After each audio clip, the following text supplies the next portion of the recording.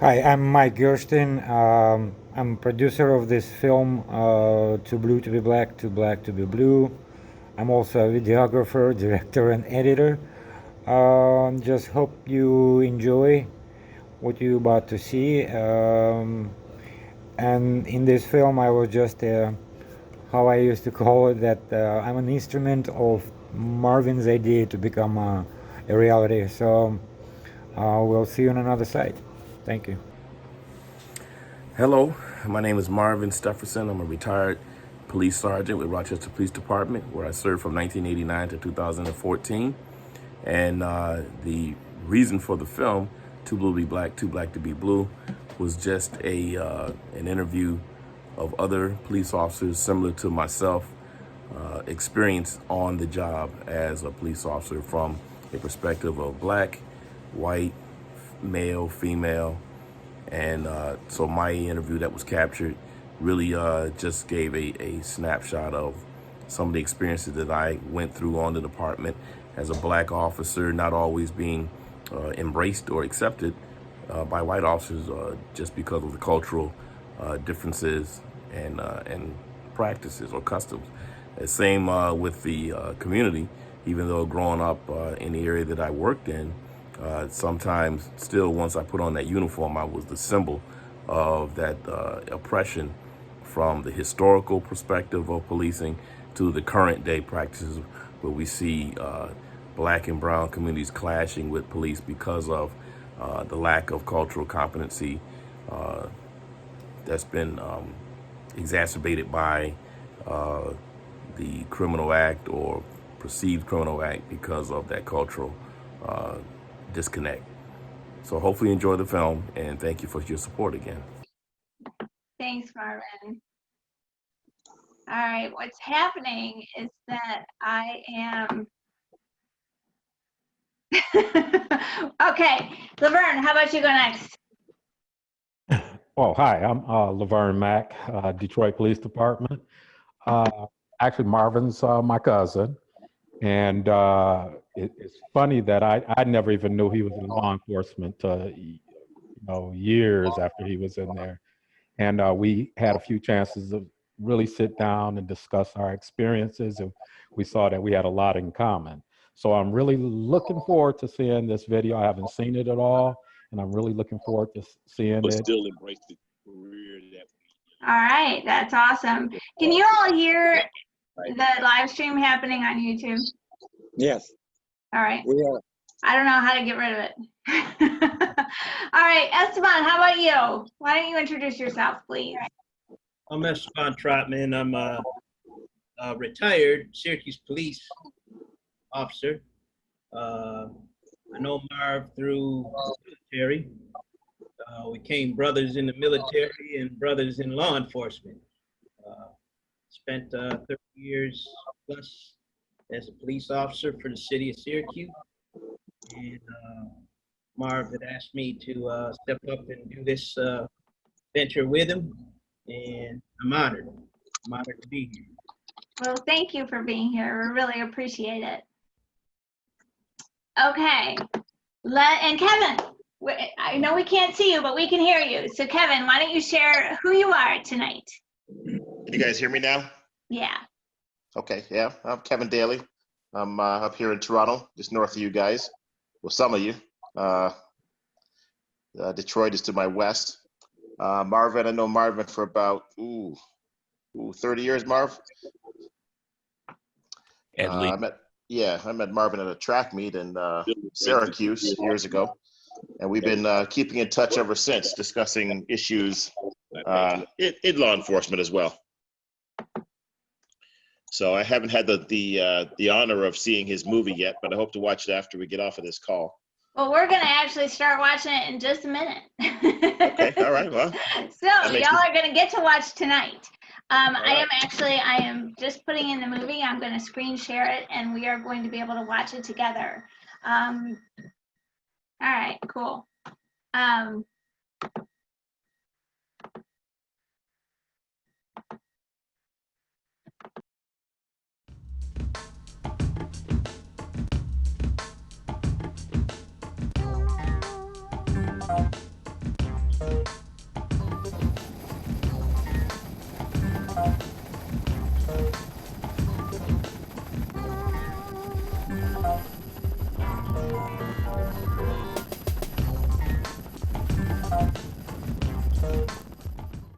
is a brotherhood. I mean, there is not one person on the job that wears this uniform that I wouldn't go out here and lay my life down for.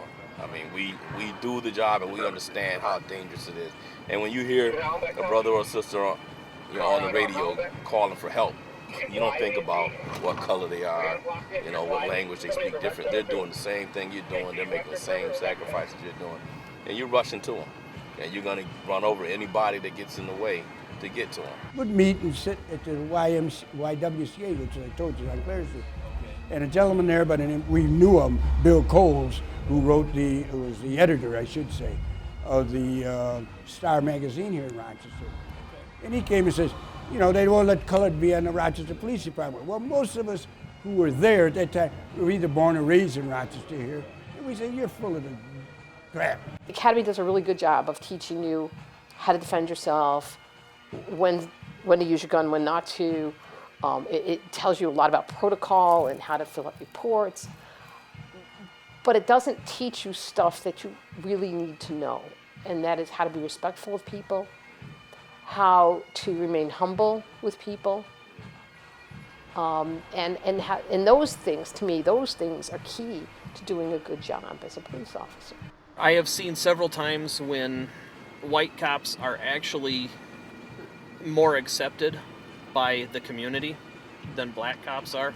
I think the reason being is that the assumption is made that regardless of where a black cop grew up or what part of the world he may have come from, that if he's dealing with the black community and they're doing something the community doesn't care for so much, that he has turned traitor against his people. I think it's a culture shock to the black officer because he is viewed upon differently than a regular African American citizen. You take people's fears away from them and they adapt. And I think many people in the black community who have been afraid of police officers from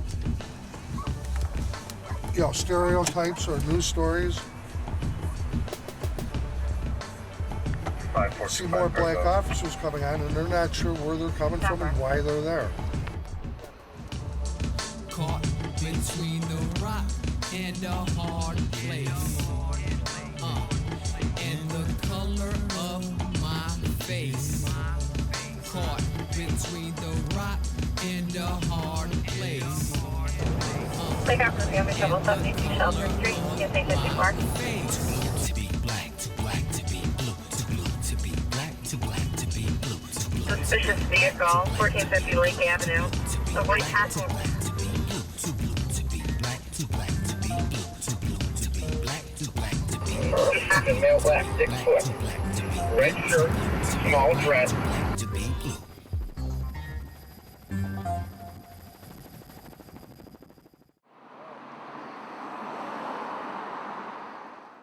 Well, it clearly is racism in the department. And I can tell you, I don't even have to go to any example other than just look at promotions. When blacks are promoted in our police department, they serve longer, they get what I would say assignments that aren't the type of assignments that will garner a quick promotion, that the opportunities for things like overtime are different than it is for other officers that are white. We have a lot of things in the system that most people would not understand unless they worked in the system. And me, working with police officers in my role, I see it clearly. And there was a point where under Ron Evangelista, when their union, I went to him and I said, for black events, I want to see black officers working overtime hours. I don't want to see the older white officers, because it's not fair that when we have events that we still can't get our guys working. And he agreed to that. And I'm going to have the same conversation with Mike. Same thing, that when there are black events, I expect to see black officers having an opportunity for overtime. So there's definitely racism in the department, very institutionalized racism. When you look at promotions, opportunity to serve on things like tactical and things like that, that they don't get the same opportunities as everybody else. when you look at our hiring practices, the fact of the matter is that the test really is not that hard, that we've systematically eliminated people of color for very minor offenses when those same offenses get weighed for white officers or white recruits. I mean, we have a lot of stuff going on in our department. And I wouldn't say it's just Rochester, there are other places that have similar history. Well, if we look at the U.S. Constitution, there's no doubt about it. I mean, anybody who actually reads it, it says straight out in there that, you know, that black people are worth less than white people. It even says women are worth less than white men. So, absolutely. I guess if you take that as the basis for all law in the U.S., then absolutely, that's going to carry over into all law. As far as the idea that does the New York State set of laws, collective laws, regardless of what they are, does that collection specifically target minorities? I really can't say. Problem on the minority side is the consent decree is written to be consistent with the federal statute that defines minority. And the federal statute that defines minority defines, I mean, you can hire someone who looks like me. And if I'm from the right country, I'm a minority. So the community looks at the graduating class and goes, I don't see people who look like me. I don't see black folks in that picture. And you could have hired the 25% minority that you had to hire. But you end up hiring people who are not reflective of the community. And if the consent decree could be rewritten, and I don't think in the political climate that we have today it can be, but if it could be, it should be rewritten to say reflects the population of the community with regard to race. And that would take care of it. You wouldn't have guys from Colombia, South America coming here and being, I'm a minority, so, you know, even though I scored low, you got to hire me. And you do, because that's the rules. They're effective as much as you want to make them effective. And we've seemed to have ignored them. We had an opportunity to really put those things to work when we hired a bunch of people because of attrition. And we didn't. You know, I stopped going to graduation classes because I got tired of seeing the same old white faces. And that's not to say that I have an issue with white people. I have an issue with not doing diversity and purposely not doing it. That's the issue I have. I will say that, yes, affirmative action very definitely influences departmental policies. And departmental policies in some cases extend further beyond affirmative action. And by that, what I'm saying specifically is, and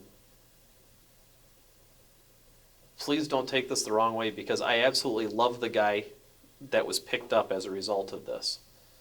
But when my academy class started, we were one day into the class, and somebody dropped out. So they were replaced with a black man. About 3 months later, we were all standing around comparing our scores on the civil service exam. And every single white officer in the room had scored 100 on the civil service exam. And when we asked the fellow who came in as the replacement, this black man, what he scored, he said, I scored a 73. I had two very close friends who had also scored 100 on the civil service exam who weren't even looked at. Now, at that point, I was really pretty livid because my understanding was the exam was put in place to provide the best possible candidates, and yet we were overlooking people who had tested out as being the best possible candidates in order to balance the color scale. That's racism. You know, there is no such thing as reverse racism. There's just racism. It just depends on what direction it's pointed. It exists because we don't acknowledge it. I think if you want to destroy it, you have to acknowledge that it exists. And I think that a lot of people believe because we have a black chief that, it must not exist because the guy leading the department is black. But that has nothing to do with the people who served in the department, 30 years or 20 years who have been, practicing what I would say things that they were taught by people who upheld racist practices. And so, we have black leadership, but we don't have the same opportunity under that leadership. It's easy to write, must have a high school diploma. Why don't you write, must not be racist, must be equal-minded, must be fair-minded? I mean, you know, when you see people like that, you look for something, I did anyway, or I had my people, look for some other way to keep them not there, because it's not what we need. You know, remember in the academy how they teach you how you're trained is how you'll react under stress. And being a racist or a sexist is part of how we're trained when we're growing up. And when we're under stress, which there's a lot of on the job, that's going to come out. At some level, every single one of us is a little bit racist. And it shows itself in the culture into which we choose to settle ourselves. We may be enculturated some way, and we may cross cultural boundaries, and we may enjoy ourselves crossing cultural boundaries, but when it comes right back down to it, we return to our zone of comfort, which in and of itself may include a certain amount of racism. I think it's covert, and I think it's hidden behind institutional racism, and then some individual biases, and that's again because of ignorance. I think it's more so ignorant than it is just outright racism, and that's on both sides, black and white. You know, some black officers not knowing some things, you know, then they say, oh, well, that's just white culture, you know, or white officers saying, oh, well, that's just black culture.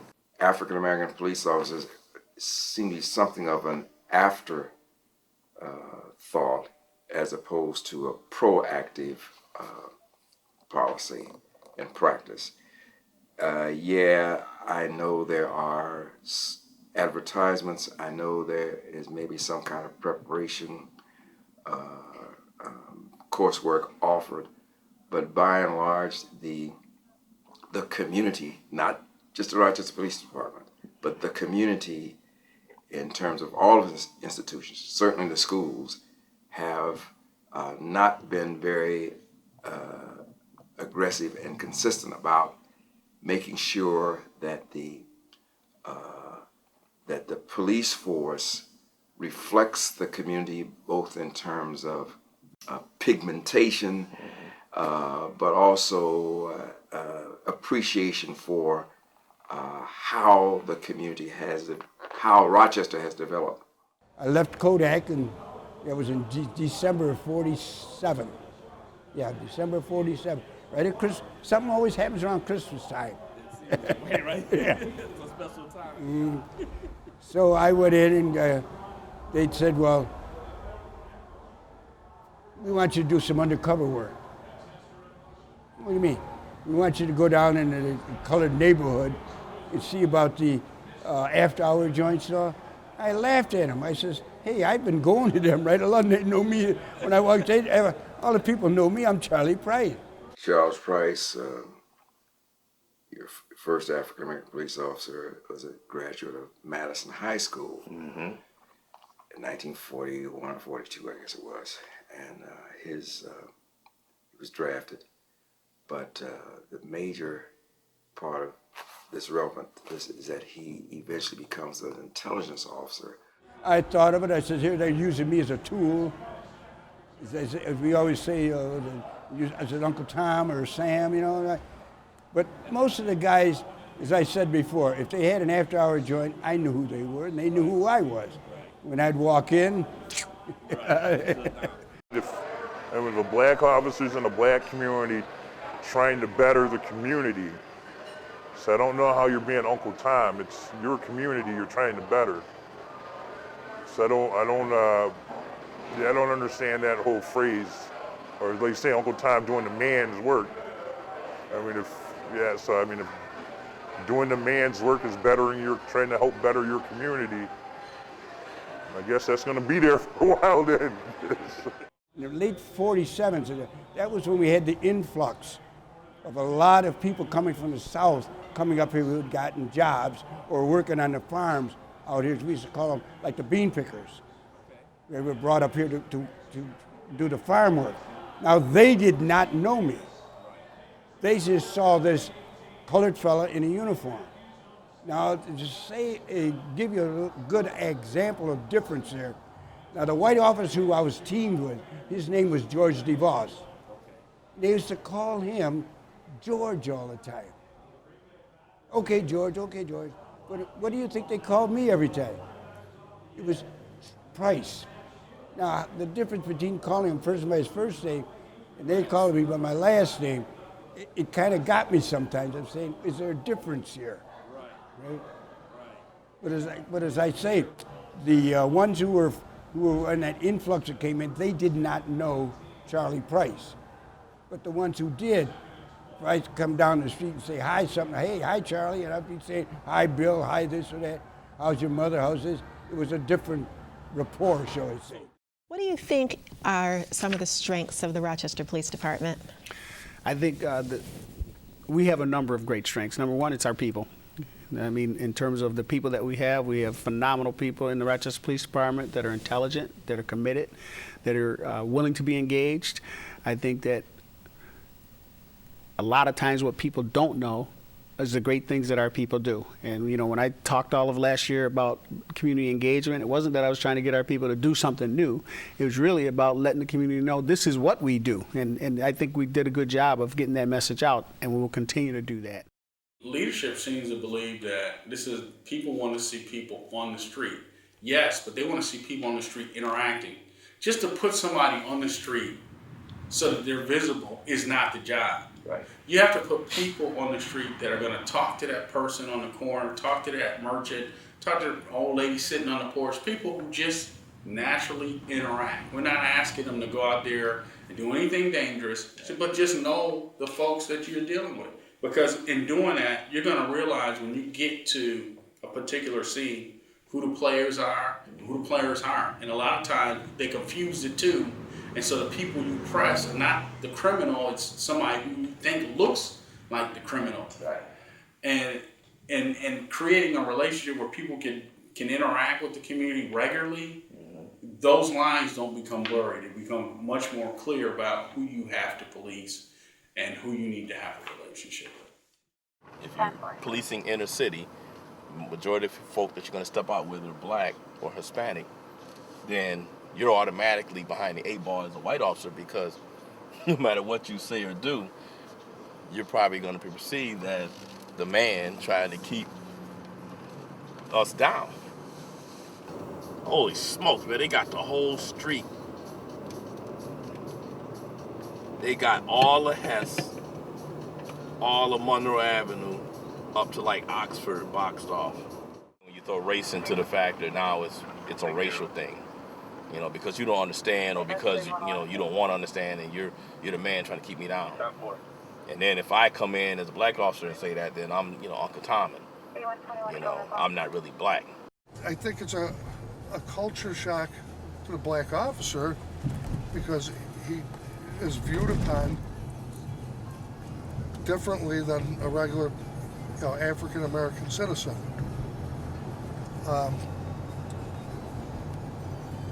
And with any experience of coming on this job and learning how to deal with people, as time goes on and you experience more things, you take people's fears away from them and they adapt. And I think, many people in the black community who have been afraid of police officers from, stereotypes or news stories, see more black officers coming on, and they're not sure where they're coming from and why they're there. I have seen several times when white cops are actually more accepted by the community than black cops are. I think the reason being is that the assumption is made that regardless of where a black cop grew up, or what part of the world he may have come from, that if he's dealing with the black community and they're doing something, they being the cop is doing something the community doesn't care for so much, that he has turned traitor against his people. Whereas if it's a white cop who's issuing the ticket and it's a an unpopular thing, or is making the arrest and it's unpopular in the neighborhood. It's just accepted that the cop doesn't come from the neighborhood, and so therefore he doesn't understand what's going on. So I actually see more discrimination on behalf of the citizens towards cops of any ethnic group than I do within the department itself. I guess it's a given that a certain number of civilian, or a certain amount of the civilian population would desire, and in certain moments of confrontation would try to use that on a black police officer when he or she is in the process of arresting a black suspect. That's a weakness, and it occurs not just in law enforcement, but elsewhere as well. It's apparently a hazard that police officers are going to have to put up with for a time, because again, the sense of inferiority prevalent in a lot of African American enclaves is going to continue to have people making those calls. I believe the police officer, or whatever his pigmentation or background, uses much of his intelligence as possible to see what has happened and therefore make his decision to arrest or impair, prevent further action on the part of the people that he's facing, do the job. I've seen this police department become much more diversified, in the time that I came on. And, as a police officer, I like that. As a supervisor, I have a very diverse group of people working for me. And, I enjoy that. With diversity, comes the opportunity and the ability to address problems, in several different ways. I don't want my squad of 8 officers to be all Paul Grandy. I want them to be different, have different backgrounds, different cultures. The unique part of this job is you're dealing with different people from every aspect. I grew up in a small town that was essentially white, locked in the mountains of Northern California. And because of that, I don't live within, and I have never functioned within, the inner city predominantly black culture, aside from coming in and going to work for 40 hours a week. I'm able to function within it. I don't necessarily understand it. I don't live in it, and I don't choose to live in it. There are officers that I know who grew up in this culture. As a matter of fact, 2 of my closest friends grew up in that same inner city, predominantly black culture. And when I put on my uniform, when they put on their uniform, we're at work, we're together. We're not functioning within our various cultures. Me as a, as a white guy living on a farm in the country, and they as urban city dwellers who still enjoy some of the things that, like the music, the step shows and that sort of thing. That's not what defines who we are when we come together at work. When we come together at work, we're cops. We are a product of our society, and so you're going to have perceptions that hold true to your culture. If you're a white officer raised in, a white community with very limited experience or exposure or contact with another culture, it don't have to be black or white. It could be just another culture, whatever. Then you're going to find that you hold to the perceptions that may be the mainstream ideology. and that is, well, if all black people are lazy, then you're going to see them that way because that's your reality. That's what you were told. You don't know anything differently. So it's for you to come out and become a part of the society around you. To embrace and try to entrench yourself into their culture so that you can understand that, hey, you know what, we are the same. We don't really have anything that's separate other than the skin color. And I had a captain when I first went on, Captain O'Leary. I'll never forget him. I was walking Joseph Avenue, let's say where they put me, as they call it, the gut at that time. And two white individuals, this is around 2 o'clock in the morning, raced a car down Nassau Street, and they saw me and used the N-word towards me as a police officer. I did not know that Captain Leary was there. He was out of uniform, but he was in his car. He took off, caught him, and brought him back to me. And I'm standing there, and he said, "You apologize to my officer." And my thought of that captain went right to the ceiling, because he came for my house. That's when I said I could feel the blue and blue. It wasn't black and blue or white and blue, blue and blue. There is a brotherhood. I mean, there is not one person on the job that wears this uniform that I wouldn't go out here and lay my life down for. I mean, we do the job and we understand how dangerous it is. And when you hear a brother or sister on the radio calling for help, you don't think about what color they are, what language they speak differently. They're doing the same thing you're doing. They're making the same sacrifices you're doing. And you're rushing to them. And you're going to run over anybody that gets in the way to get to them. That's just the way it is, because nobody can understand, what it is to be a cop unless you've been a cop. You can tell family, you can tell friends, and there are supportive folk. There are people that appreciate us and love us. We're not saying that, you'll never be able to embrace those that wear the badge, but to understand what it means to put on the uniform and then go out and enforce laws that we all vote for and subscribe to bring order to our society. It's a very different look. It's something that's hard to describe, because we don't do what's normal. When bullets are flying, people run away. We run towards it. When there's a fight, people are running away. We're running into it.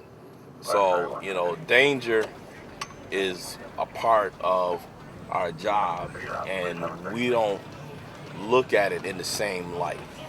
We look that we have to be the ones that go out there and try to stop and save those that can't stop being a victim or can't save themselves from being a victim. We feel it's our job, it's our duty, it's something we were born to do. So when I say, black or white,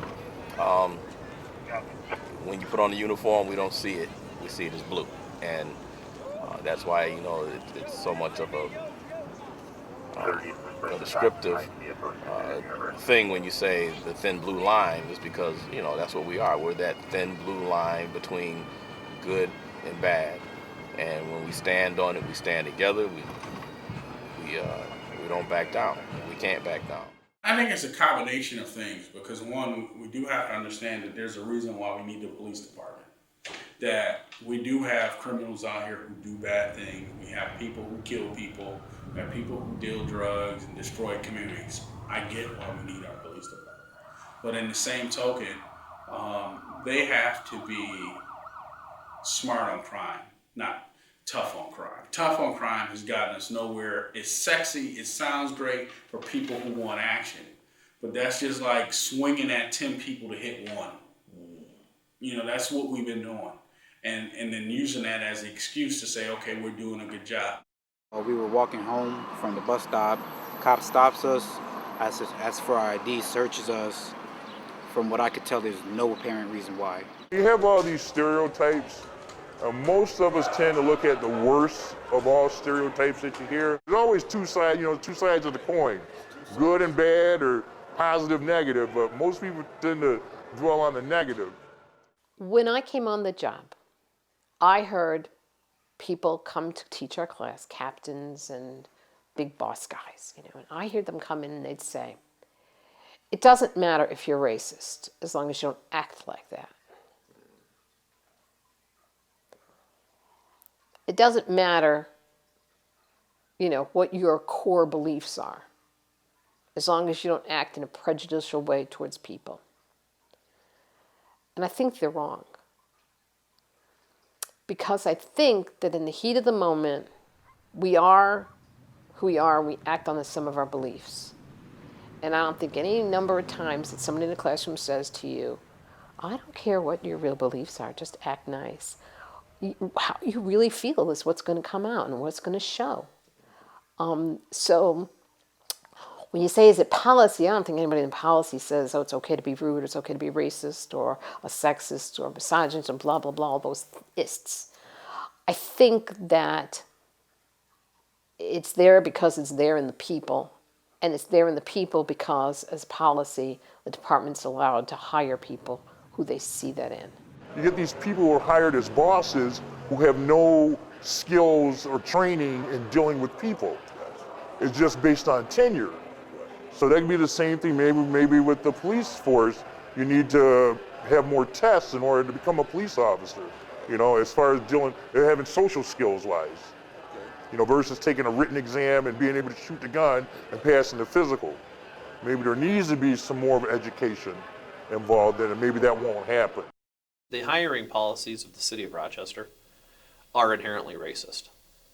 I've already discussed where I've known white candidates who, by the measuring stick held up by the city, were the top candidates for the job and were bypassed to hire minorities. And again, in my mind, that's a racist action.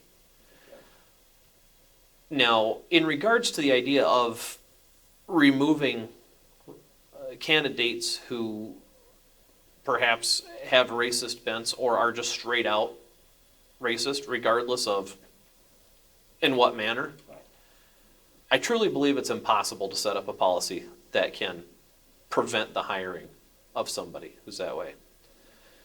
The primary reason that I see is because legislation has become so strong in the last 50 years regarding racism that anybody who carries those feelings with them learns to hide them.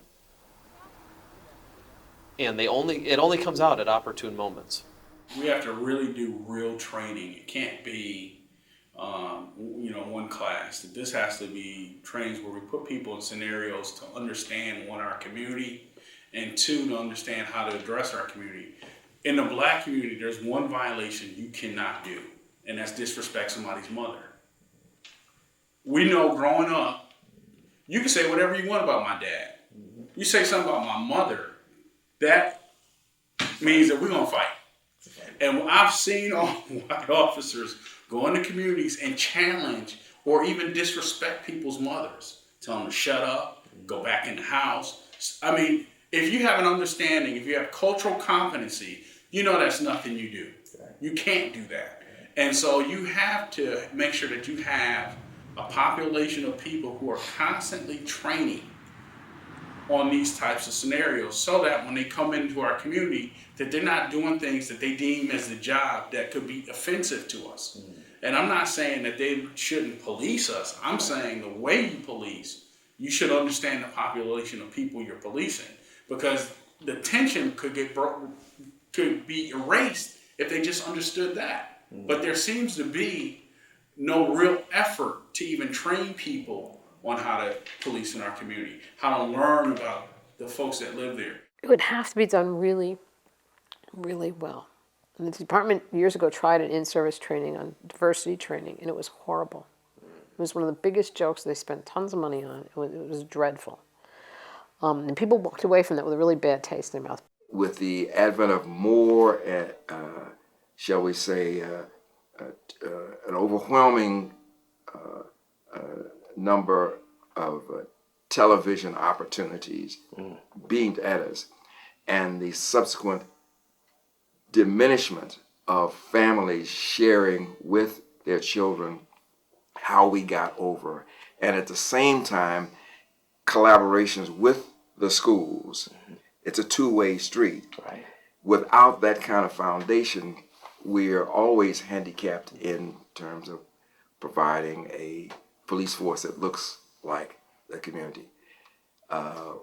And every other endeavor that makes for good community. Community is like coming together, sharing, come to unity is what it's about. And that's an active command. You have to be active about that and persistent, and you have to know whom you're dealing with and incorporate some of that history into whatever you're going to do to recruit or train. I think it needs to be something we do in the academy, help people learn a little bit better. There's a program that Mayor Johnson participated in years ago, and it partnered white executives with African American executives, one-on-one partnerships. And the point was, let me learn about your world. And these guys and women met, I think, once a month or twice a month, and they'd go to lunch together, or they'd do this, they'd do that, and then they'd have group discussions about stuff, and to help them get that diversity that they probably didn't get as kids. And I think that that's the kind of training and exposure that would help people. Once the people in that area know who you are, then they begin to trust. I mean, one of the biggest things a police officer does in an area that he works is he deals with the people every day, and with the same people every day. And when I came out and we had the patrol sections, the 7 patrol sections, I was in my beat, which was probably 2 square miles, and I knew everybody there, and they knew who I was. After the trust began, of me being consistent, letting the people of that community know, what my expectations were, and, following the mission of the police department, trust was gained. And not that everybody is necessarily going to like you, because let's face it, if somebody runs a red light and they get a ticket, or they break the law in any way and the law is enforced, they're not happy with what they have to do. But you learn with time to make them understand where you're coming from, and most people who are reasonable understand you're doing your job. I think that part applies to the black officer too. The police officer has a role like the teacher, and I think, like the school teacher, and I think the police officer may well be ahead of the situation, but there are gaps in the preparation of both. And as the leadership, maybe we're not just the chief, but certainly city council, as they work around trying to grab hold of this thing, if they can come and look at that aspect of it, maybe they can also be an influence on both the way police officers are recruited, trained, and assigned, but also the way teachers are trained and assigned. I think there may be some officers who are better prepared to deal with that based upon their own education, but our job as police officers is not that of an educator. It's not that of a social justice activist. Our job is to enforce the laws. The laws are, and to use a term that has been thrown around rather heavily, the laws are black and white. You've got the spirit of the law and the letter of the law. And officers are quite well equipped to use discretion and function within the spirit of the law when the situation warrants it. And officers are quite well equipped to deal with the letter of the law when the situation requires it. But education, social activism, that's not our job. What the Rochester Police Department and the mayor is looking at, and ever since becoming chief, I talk about exploring having an entity downtown, and I think we're taking that next step in terms of us having a presence in the downtown area, much more than just having officers leave, say, the West Division and go downtown. We're looking at having a downtown presence in terms of where we work out of, and we're exploring that opportunity.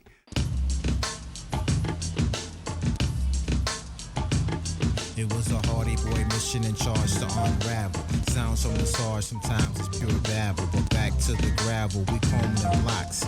Looking for the predators that roam the blocks. Not a gang or taxpayer outsmart the fox. It's the red tape and politics that run the flocks. Sidewalk, get on the sidewalk. Black to be blue, too blue to be black, too black to be blue, too blue to be black, too black to be blue, too blue to be black, too black to be blue, too blue to be black, too black to be. I feel that most people expected the police to be white. I didn't feel that the blacks had the opportunity to come onto a civil service job and do that. And as it increased, I think again, the trust issue, where's this person coming from? Made it difficult for the officers at first to come in. Feeling, is this person here to betray me as a black person because he's a police officer? And again, like anybody else that comes on a job, you don't just walk in with the badge and gun and shiny boots and your hat on and know how to do this job. It takes at least 5 years to really know what you're doing, in this profession. And the way to learn it isn't through books. The way to learn it is dealing with people. I was a school teacher. And I was teaching my class one day, and I'm looking out the window saying, I really want to work outdoors. And a friend of mine was one of the supervisors in the victims unit, in the facet unit at the time. And she says, I've got a part-time job opening. Come and fill out an application. So I went to the public safety building, and there was this big sign and said, last day to register for the police exam. I said, what the heck, I'll sign up for the exam too. Looking at the other aspects of my life now, as well as 15 years ago when I actually did become a cop, now I'm also a minister, and I'm doing that part-time. Minister? I'm a minister. And I'm looking forward to taking a church as my retirement job and becoming a full-time pastor. I definitely grew up in Rochester. I grew up on the west side. Genesee and Sawyer was my neighborhood. I was gang affiliated at that time, like most people who grew up in my neighborhood. And was able to be put on probation at 15, and that changed my life, actually. I'm from Rochester. Born and raised here, and lived in the Rochester area my whole life. Lived in the city for, a good part of my adult life, and I love to have the opportunity to try to make a difference, keeping people safe and locking up bad guys. They're all supposedly blue. They're still a cop. But as far as respecting them for what they were able to accomplish, they do get a certain amount of respect, yeah. I think that anytime the community is open to everyone being equal, it's good. I think the fact that when you think that one particular culture should or could only lead, that's a problem. And that was something that was believed years ago, like when Captain Price was in the military, or even when I was in active duty. When you get into the military and you think that blacks should only have subservient roles and not be able to get in and fight, or not be able to be managers or leaders in the military, then you cheat your military. And the police department at one point in time, you had black officers, but they were like, well, you can't arrest anybody but a black person. If you want to arrest a white person, you got to call a white officer. I had no difficulty in making an arrest, and I got to say that. If I made an arrest, I made the arrest. My name was on the blotter. I brought the guy into the station at the old number 1 down on Exchange Street, where the public safety building is now. I would bring him in. The thing that I ran into, a couple of stories are different things I ran into, not having a mentor. Yet I did have something of a mentor, but not a person I could go to all the time, say, how do you do this, how do you do that, or did I do it right? I went up to Buffalo because Buffalo did have a couple of police officers up there that were colored who had been working long before me. Okay. So I can't remember, One-Eyed Jack or something, his name, he had one eye or something like that. And I went up to see him to ask him. But he could only walk on William Street in Buffalo, where most of the colored people lived at that time. Yeah, back. Okay. I said, well, that's funny. So about 1949, I'm still number 1 and only 1. I had to take my grandfather south. So I said, I'll go down to Richmond, which was outside where he had, and see, So I went down there and I talked to a black officer down there who was in Richmond, and he could only arrest people of color. Now, if a white man was on his beat and drunk or raised an egg, he had to call a white officer in. And he could not understand that here I am, arresting white, didn't make any difference. No, I don't believe that that race loyalty overcomes work loyalty. I strongly believe that if you're a cop, you're a cop. And when it comes down to community situations that are possibly inflammatory, that we're cops. We're also people, and we've got our own opinions. But the plan, or the fact remains that work loyalty is paramount. There is nothing that is any greater than work loyalty when it comes to the police department. Once it's shown that you can't be somebody that can be counted on in a situation, and it doesn't matter where that lack of trust comes from, then you're really nothing on this job. I think the black officers have some of the same issues as the community, but I would say the problem I have with it being reflective is that the makeup of the department is not reflective of the people paying the taxes for those folks to work. Mm-hmm. And so I think they get it twisted in a sense that we have folks that live here who have the ability to move to other communities, but they live here and they put up with the issues of the city to make it work. Right. They pay taxes, they do all the things that we want good citizens to do, right, only to have a system that's not reflective of the population. Mm-hmm. We're 43% African American, 12% Latino, and our department doesn't reflect that at all. Not one class has ever reflected that. And that's the issue I have with it. And it's not even about white or black. Could you at least live in the city? We don't even have that. I mean, so the majority of our department doesn't even live in the community which pays the tax for these people to provide food for their families, right, and the ability to survive and grow. I mean, that to me is offensive, that we pay a tax, we get a service that to me is questionable at times, mm-hmm, and we get a population of people doing the job who don't really want to even be around us. Mm-hmm. I mean, just think about that. It's like having a chef who don't eat their own cooking. Would you go to that restaurant? There's a difference between living here or just coming here to be an occupying force. And that's how some people see it.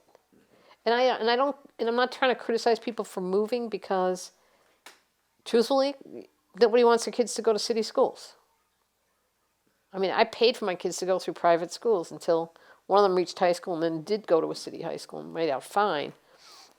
But that's expensive. And some people look and say, well, I'm going to pay that. I might as well live out in the suburbs and pay taxes.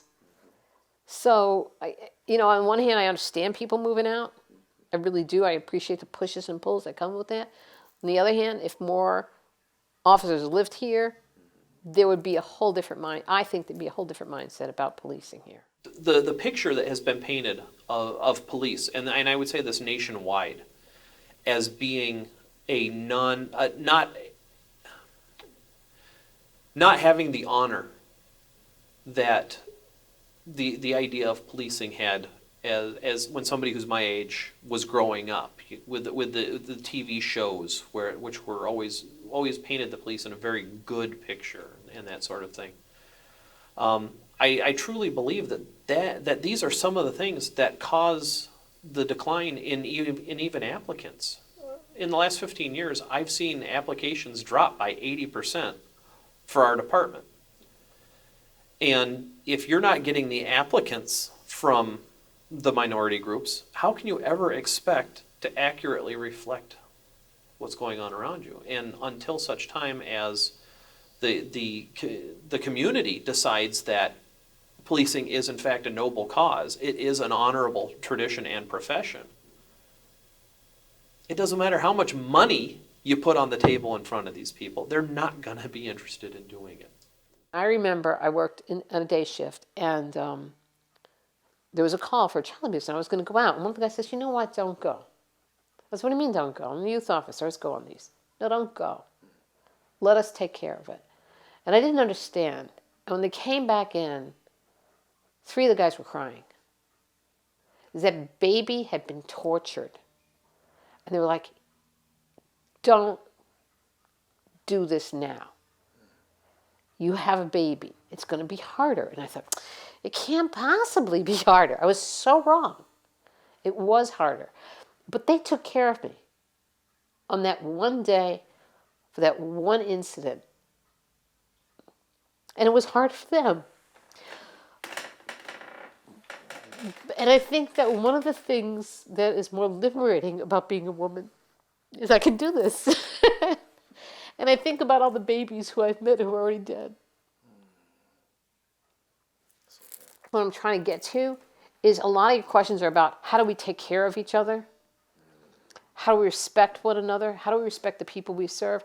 If we took better care of one another in-house, if we respected one another more in-house, it'd be so much easier. Maybe we wouldn't need the diversity class. Though times have changed somewhat, you are still being judged by the color of your skin. And oftentimes that judgment is coming from people of similar color as you. So my children, if you would honor your mother and father, if you would give honor to all those ancestors that made a path for us to trod, stony though it was, you will ensure that the content of your character will be recognized, at least by your people and ultimately by others who you have to go by to get jobs, positions, promotion, whatever. I believe I have divine powers, and that is, I believe that this is not a job, it's a calling. And I think that every officer that is in uniform, they were cops before they were born. I believe that to be an officer is a special gift, and that a true officer, not ones that have been fired or arrested or crooked, just like anybody else, you can have a good butcher, you can have a bad one, you can have good teachers and not so good teachers. I'm saying that there are folk that are able to get into this job and try and do it, but because it was not innately in them naturally, they washed out. I believe that God appoints us as guardians, and that scripturally, we are keepers of the gate. We watch the city and we protect those that aren't able to protect themselves. How we doing? All right. Not too bad. What's going on? This is my house right here, boss. All right. How you know this young man here? Pardon me? How you know this young man right here? We're headed over to his mother. No. How do you know the young man? I didn't ask you where you're headed. Yes. Really? It was a hardy boy mission in charge to unravel. Sounds from the sarge, sometimes it's pure babble. But back to the gravel, we comb the blocks. Looking for the predators that roam the blocks. Not a gang or taxpayer outsmart the fox. It's the red tape and politics that run the flocks. Put up a grid of the city and connect the dots. Residents, our meal tickets must protect our stocks. Investments in Glocks, tasers, and flak jackets. Interacting with scholars on down to crack addicts. Deadbeat dads vanishing like black magic. Now moms prostitute to survive, and that's tragic. Traffic stops recorded on dashboard cams, or tenants complaining about landlord scams. And that's only part of what's addressed on the beat. Plus there's tension at the station, so we're stressed on the street. No sweet taste for some that don't eat. Keep rising in the ghetto, sometimes we don't meet. Colder, tired of the odor of the street. Tired of the street lights, tired of the freaks. Tired of the I ain't mean to do it. Help a brother out, man, you ain't really black. You just frontin' for the white man. Too blue to be black, too black to be blue. Too blue to be black, too black to be blue. Too blue to be black, too black to be blue. Too blue to be black, too black to be blue. Too blue to be black, too black to be blue. Too blue to be black, too black to be blue. Too blue to be black, too black to be blue. Too blue to be black, too black to be blue. Dispatch is eyes and ears, that's the way it works. All points bulletin, units stay alert. Patrol car cruising down the strip, got a tip that a dope boy's about to pie flip for a grip. Jip told the whole story, now we out like Cape Crusaders. Trying to elevate the ranks like elevators. They all hate us, from our disposition is just a job, man, tell them what our mission is. To protect and serve is our vocation. From tracking a violator of probation to surveilling a location. Hostage negotiations show the patience employed when we avoid violence but no ovation. Clap, clap, the guns go, fun's never possible. Living in a city where your skin is an obstacle. Whether you a cop or a shop on the front end with bricks in the back, man, it don't mean nothing. Caught between the rock and a hard place. And the color of my face. Caught between the rock and a hard place. And the color of my face. Charles Price, who's a pioneering member of the force from a youth. I took the path resembling his course and was raised in the neighborhoods I'm paid to patrol. As a group, the pastor at the church prayed for my soul. Now my partner giving history lessons while we're progressing. Got another perk in back of the car, he ain't confessing. Another brother going on chill, he looking guilty as hell, but at the same time I'm thinking it's ill. Caught between the rock and a hard place. And the color of my face. Caught between the rock and a hard place. And the color of my face. Too blue to be black, too black to be blue. Too blue to be black, too black to be blue. Too blue to be black, too black to be blue. Too blue to be black, too black to be blue. Too blue to be black. You can send myself on 4615. Black to black to be blue. Too blue to be black, too black to be blue. Too blue to be black, too black to be blue. Oh, another exciting night.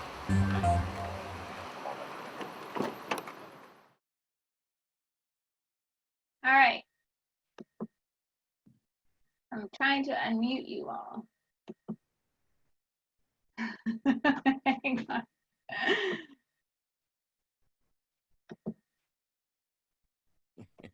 Technology is something else. I know. It's really fun. We should have kept the credits in the song. Written by our friends Steve and Chella. That was a fantastic job. It was, well, I can continue the credits if you want me to. Well, I just it's the full song with the video, and it looks like a music video. It's on the Facebook page, on the Film Suite Facebook page. But that was a great job, I'll tell you. And they recorded the song faster than I bought the pizza for them. Oh, you gotta love it when people do that. Yeah. All right. So let us thank you, gentlemen, for your brilliance. Thank you for telling the story. I am going to the chat box. Whenever I would,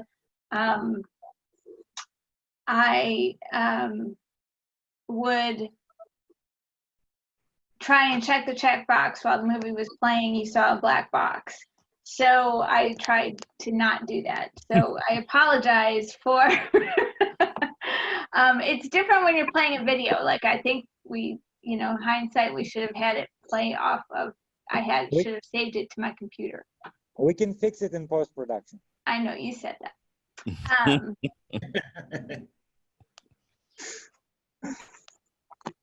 Okay, so we have a question about the difference between racism and bias. What is it Nadia? Am I saying that right? I hope so. That I understand racism to be an action that oppresses a specific community of people. Bias is what all of us, regardless of race, has by one community of people who oppresses another community of people. It's not singular. And so would anybody like to discuss or to answer that observation? Okay, so I guess I'll go first. Marvin. Everyone's face was stoic, so I was like, okay, better say something. Yeah, you know what? We spend a lot of time and money socializing our pets. When we get them home, we spend time getting them comfortable around the house, around the children, around other animals and whatnot. But we don't do this in school. We don't do the civics any longer. We don't teach our kids conflict resolution and communication. Okay, we don't do the socialization of, when you see the kids sitting separate in the lunchroom, you put them together so they sit and talk and eat. And so we grow up doing those same practices in the workplace. And then, when we move into our communities, they all look like us when we shop. So I'm just saying that to say how we condition ourselves, how we socially learn is how we're going to perform. And so even though we were emancipated and we did Brown versus Board, we still kept everything segregated in our minds, in our practices. And so, when we get out here in the field and we're working, like Anne-Marie said, when you're stressed, you bring out what's innately in you at your core. And so whatever you talk about in your circle of trust, you're going to have that come out in the public in those stressed environments. And we've seen it time and time again in the mainstream community with white and black and male and female and the different sexual identifications, LGBTQIA community. We practice those types of negative and divisive stereotypical behaviors, and now we're putting folk into law enforcement, into the medical field, where they're over a populace or over people, and so their biases are going to come out, and so we have to have policies. We have to have policies in place that strategically work at testing biases in the recruitment process. And one way to address that is to have those that are in the academy be a part of a community volunteer program so that they're being socialized while they're in the academy. Hopefully that addressed the question. I hope so too. Nadia, if you have more questions about that, then let us know. Okay. Allie had wanted to know what year was the movie or was the film made? Well, actually there were few years. Marvin and I, we met and talked about film somewhere in 2009. And he wanted the history pretty much of how it was created. He wanted to write the article that how it all started.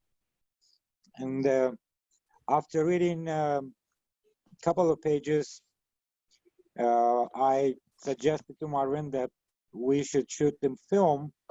And that's how it all started in around 2010. It took us about a few months to get the permissions from me to pretty much sign my life off to go on the ride-alongs with the police officers who agreed to do the interviews.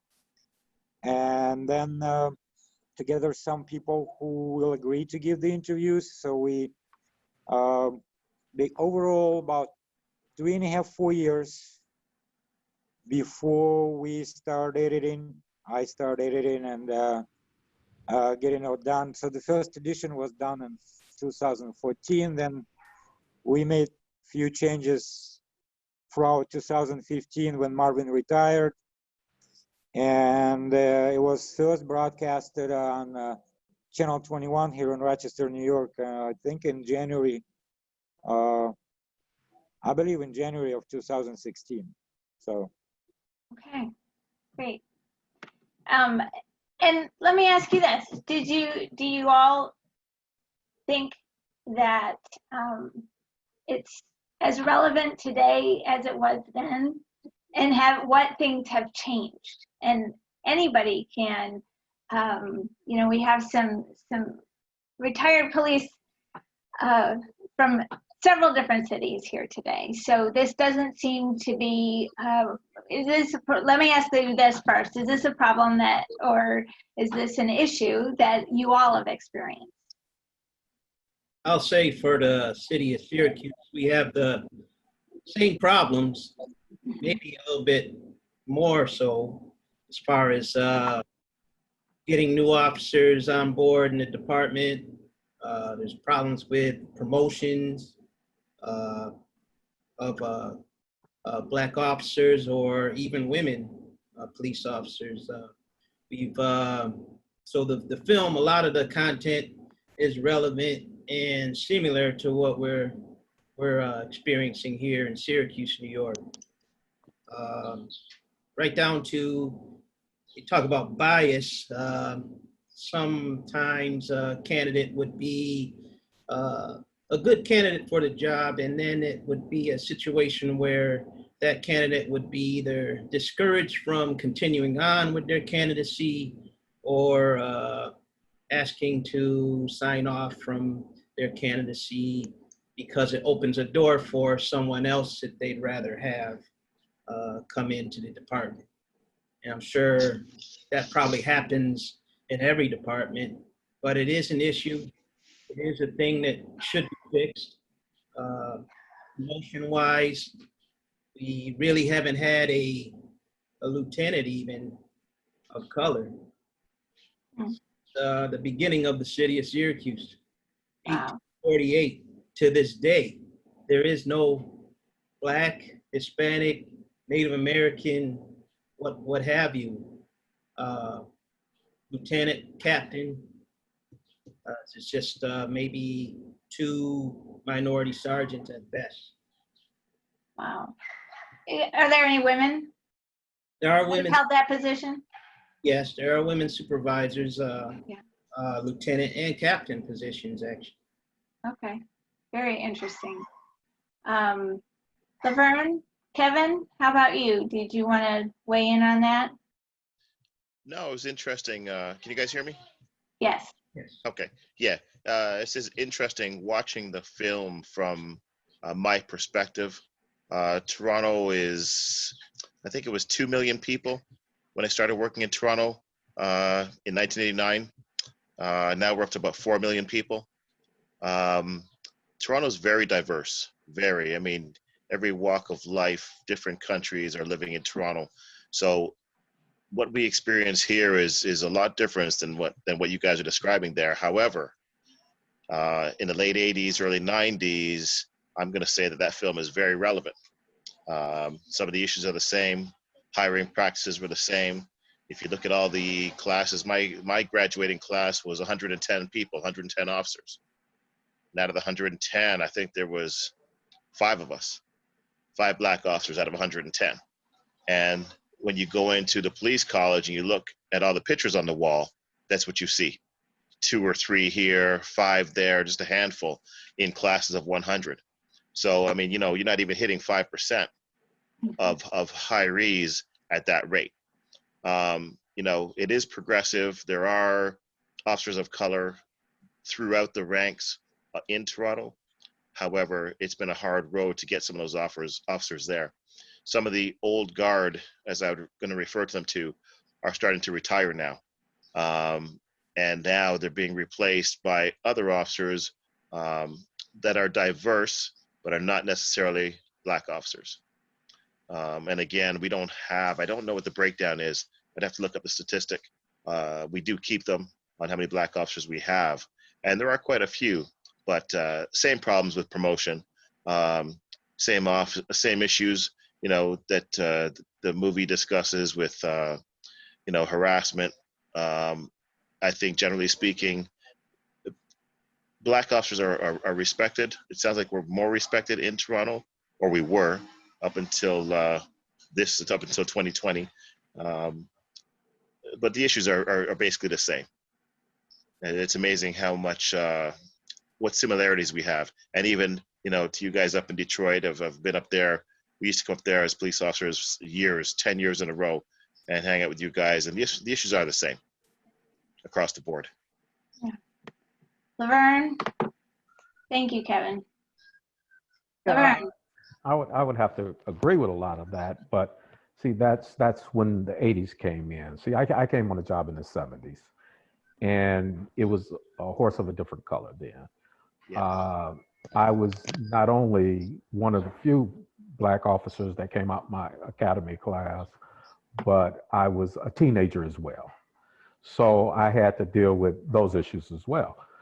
But I found that we had a Black chief of police, we had a Black mayor, we had a lot of brass that was high up that were Black, but most of our immediate supervisors were white lieutenants, white sergeants. So I kind of faced the fact that whenever I had problems with them, I would really have to take it up the ladder right away. And I would have to go above their heads. And, go to our union was white as well. And I really believe the brass was aware of the things that we were facing because they probably dealt with it themselves. So they were open to the problems that I would have. When I was a young officer, I got stopped for a speeding violation, and officers came up to my window. I put my badge out the window. They slapped it out of my hand, kicked it up under the car, and snatched me out the car. And luckily, old academy buddy pulled up in another car. And when I saw him, I just ran towards him and told him, take my gun, take my gun. I knew how quick things could go bad. And before the 80s, I got laid off. And in the 80s, I started working the prison system. And it was, these Black men are inmates. And when I was working the streets, the Black men on the streets were treated the same way. There was no difference. These were convicted prisoners, incarcerated, and they were viewed, seen, and treated the same as Black people in our community. And it was a changing moment in my life. And when I came after layoffs, I came back to the police department, and they did mass hiring of Black officers.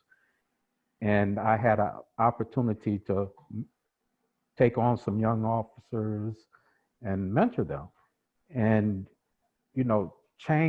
shake that out of them that, hey, this is you. These people that you're stopping, these people that you're talking to, they're you. Their mother's your mother, their sister's your sister. These are your cousins, these are your relatives. And I've worked with a lot of officers, white officers, who would tell me things like, well, you're not like them. And I would have to tell them that, no, I am. I am them. I'm no different. I say, you just got to know me. You just see me. And one of my partners that I worked with the longest, he was older than I was, but he had less time on the job. And I got along with him good, not because he saw black people one way, white people the other way. You know, he really just didn't like anybody. But that made it, you know, it just made it level. It just kept the playing field level because he just didn't like anybody. Nobody. I got white, Hispanic, black. He just didn't like anybody. But he didn't disrespect people. And that's how we got along, is that he didn't police with fear and obedience. He policed with respect.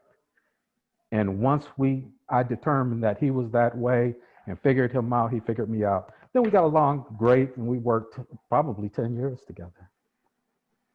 So, Well, I think you said a couple of things that were mentioned in the film.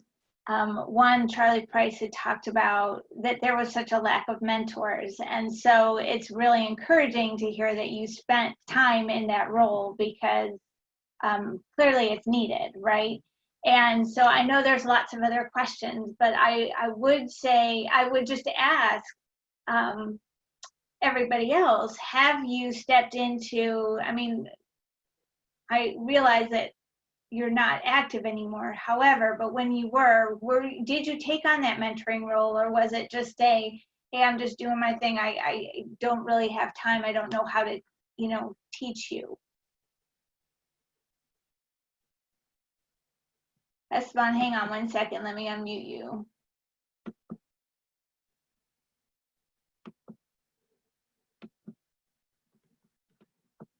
Doesn't want to work. Esteban, Okay, unmute yourself. Here we go. Okay. All right. I think I took on the mentoring role even at the tail end, probably throughout my career and at the tail end of my career. And even now through being president of our Minority Police Association. Mm-hmm. I think that telling a young officer to work with the community, not just in the community. You know, if you work with the community and you do things that are right, sometimes the things that are right are not popular. But that's in any business, and really your police car is your office. And the way you run your office, your business, speaks volumes to the masses. Yes, you work for a corporation called the police department, but your police car is your office. And the way you run your office, your shop, that's the important thing. That's the most important thing you could teach a young officer, mentor a young officer, to project a positive image, you know, a fair but just image. And I think mentorship like that is missed in the departments these days. They're not teaching that anymore. Mm-hmm. They're more important. The important thing to a police department now is productivity. They would rather you go out there and produce numbers or what have you, so they can get some sort of grant, federal money, state money, local money, because of the production. But if you work with the community and you're out there, as was said in the film, you know the people in your community and they know you, and you become more than just a uniform and a badge. And they're willing to work with you more when they know you like that. Mm-hmm. These are the lessons that I try to impart on young officers, especially minority officers. Thank you. Anybody else have something to contribute? I think that SD, he definitely hit a spot there when we talk about, you know, your car being your office. And so, you know, we're like independent franchise owners, you know, that's your brand. And the reason why it stuck with me, because when he said that, I can remember some young men that I used to step out with on the corner who would say, yeah, I know that car because so-and-so drives it. So they knew the officer by the car, and they had a narrative for that officer. Either it was a great officer, you know, and they would give them some type of term of endearment, like that's my uncle or that's my auntie or whatever. And then you had those officers who weren't so revered. And so, you know, they knew the vehicle by the officer. And so I would go back and share this information with my officers when I was either, you know, finished the shift or at roll call. We talk about going out and doing things. So definitely we talk about mentoring. I was the founding president of our minority policemen's association called RAMP. And that was my goal in doing that, was to get young officers of color to mentor, but more importantly, to build a relationship with one another, understand their role in the department, understand their role in the community. Because again, we were hired like hood ornaments, right? You put these black faces in front of the community and you say, look, we have diversity here because we got 3 or 4 out of 100, you know, like Kevin mentioned. But when there's tumultuous times in the community between black and brown, or the department and our black community members, then they're the first thing they're doing is throwing us out there. Hey, get out there and try to get the crowd settled down. It's like, wait a minute. You know, things jumped off because this white officer did something. And now we're to come in and stop this. We don't agree with what the officer did. How about you make that person accountable, and that will appease the community and it will make our job easier. And so, you know, there was questions about loyalty. Some people mentioned in here. Again, when we were hired, our culture ended.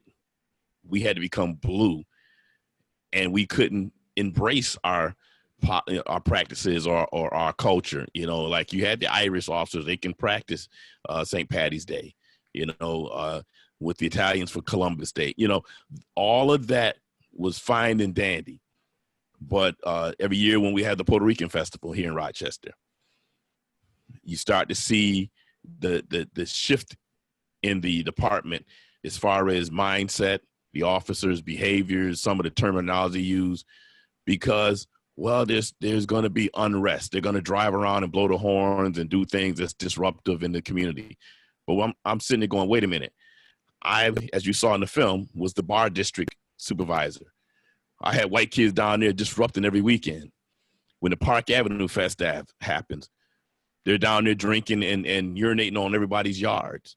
You know, there's always, but the mindset and the temperament of how that was handled was different than that of the Puerto Rican festival. And that's because these officers lack understanding of the culture, the celebratory practices. And so it took a negativity instead of, hey, it's the same as the Park Avenue Festival. You get some people out here drinking, they're going to be a little loose, but if you handle them accordingly, you can de-escalate things rather than escalate. And so, you know, I can go on and on talking about loyalty, but, you know, it comes down to respect. And I'm going to shut up now and let somebody else speak. Marvin, just on that note, again, it's interesting listening to the comparison. I can tell you guys have never been to Caravana in Toronto. Caravana in Toronto, we used to take 2 shifts, and that's probably 1,000 officers to go down and police that parade. And it's all hands on deck. It doesn't matter what color you are. And you had to appreciate the parade because you're going to work it. Every year at the same time, same weekend, you were going to work that parade. So some of the officers, the white officers, learned to appreciate Caravana, whether they liked it or not. They had to like it. They had to become part of the community because every year at the same time, that's what you're doing for 3 days, sometimes 18 hours. You're out there just working. So, you know, the one thing the reason I mentioned that is because, Marvin, when you talked about the differences in the parades, whether it's the Irish parade or let's say Caravana, you know, it's the department, it's the people we work for that have to be accountable and treat the community the same. And this is, you know, from my observation, looking on the outside, looking in, looking south to you guys, I don't see the accountability in some of the violence against Black people in the States. I see slow reactions by the department. I see slow reactions by the mayor. I see spotty investigations by the FBI. I don't think that they get involved soon enough. And it doesn't seem to be a standard that's being applied across the board. And that's when we start to see not so much the violence, but you see people getting upset in the community, and obviously rightfully so. There is no standard that applies across the board. And that's why I think we have to hold people accountable when something happens and put political pressure on people, the mayors, the chiefs of police. And, you know, if it's the state that has to respond with an FBI investigation, then that's what has to be done. And it is a hard hill to climb. But I think that that's the key to getting some change in the policing community. I think that, go ahead, Laverne. Oh, I like to say, yes, I've been to the festival in Toronto and had a great time. All right. But in Detroit, we did have issues in the past, and we were under a dissent decree, and I was on the dissent decree board, and we had to make a lot of changes. We were on the dissent decree probably for 15 years, making the necessary changes. And it did make a big difference in the way we police the city of Detroit. Recently as well, we had a police shooting a few days ago in Detroit. And the unease started right away. I mean right away. It was all over social networking. People were coming out to the scene. And the police chief in Detroit, in a matter of hours, had the officers cam and made it public. And once people saw that, you know, the young man pulled out a weapon, fired at the officer, just barely missing him before he was shot and killed, it made a difference in the community. That the transparency just made a huge difference. And it was as if everyone just turned around and went home. And that whole ordeal was just about over there. So the transparency, like you said, transparency, not taking a lot of time to get information to your citizens is huge. Yeah, you know, and, you know, obviously, as police officers, you understand what happened at the time. The community does not understand the police response to certain problems. And sometimes the police response is the police response. If it's a justified shooting, then the chief needs to be all over that and say, yeah, look, here are the details, here are the facts, and that's what it is. But when the shooting is not justified, you know, the same swiftness needs to be used. Look, there's an investigation that's going to take place, again, by the city, by the state, whatever it's going to be, but it needs to be happening in a timely fashion. We can't be waiting 3 and 4 months before you're going to investigate and charge somebody. That's way too long. And that in itself has problems. Agreed. You know? And Yeah. there have been some attendees that have said that they agree with you about the timeliness comments that you've been making and how important that is. Okay, gentlemen, I just want to give, you know, respect to the other questions that have been asked. So I'm going to, this is from Doug Curry. Officers, please speak to how today's mountain of videos of police violence against people of color affects your allegiance to your group. And I'm assuming by group he means the police officers as a whole and to the Black community. Marvin, I think Marvin touched on that in the film. Obviously, you know, we're going to do what we have to do to protect one another. However, the videos that are surfacing, you know, there are some actions that have been taken by officers, which is wrong. I'll refer to them as bad apples. There are bad apples in every organization. It doesn't matter if you're a carpenter or an accountant or a firefighter, you're going to have bad apples. But the same as I don't want to be painted in one group because I wear a uniform, the same way the community shouldn't paint the police all as one. We're not responsible for that officer's actions. And that officer should face discipline or jail time if that's what the situation warrants. So my loyalties go as far as seeking justice and making sure everybody's safe. But outside of that, that officer is going to stand on his own 2 feet and face face a trial if he has to. I agree with what was just said, that if it's right, then you go with that, you support that. But if it's the wrong measure that the officer's taken, just like a regular citizen, they should be punished in the same circumstance. Held to account, that's right. I think a lot of it has to be looked at as what's right and wrong, not what's black and white. When something's wrong, you can look at the video and see when something is wrong. You can feel it in your gut. Anybody can feel that. So when situations pop up in our society, I think it should be judged as such. You know, if it's wrong, it's wrong. Don't try to make it a right. You know, go with what you have in front of you, the evidence that you have in front of you, and you make a decision. People can respect a decision, whether it be good or bad. But if you beat around the bush, it looks shady. It looks shady to anybody. As long as it's fair, we can accept that. Correct. I think the biggest thing is when you insult people's intelligence. You know, years and years ago, as Black people, we would say the injustices that are taking place out in the community with Black and brown and police interactions, and it would go, you know, unanswered because we didn't have the videotape. We didn't have any proof that someone was being, you know, racist or biased. And many times, even as a sergeant, I can remember officers getting complaints, and I would go out and try to find the information to see if it was credible or not. And, you know, again, me knowing the officer and their personality and what the person says, I can say, okay, you know what? I don't have anything to prove that, but I do know the officer's behavior. Okay, let me talk with the officer. And like Mark mentioned in the film, the more the legislature comes out and the more bills that are passed, the more people get creative on how to hide.